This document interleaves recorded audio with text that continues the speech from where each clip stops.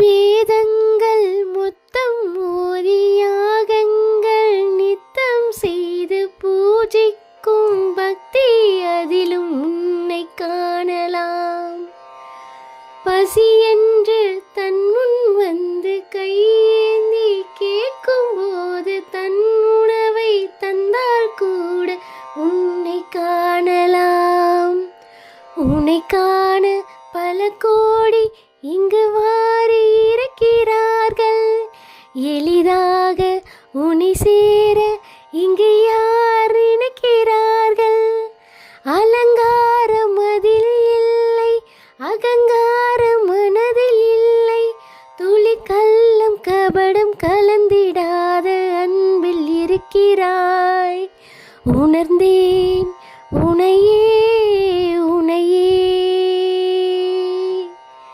மறந்தேன்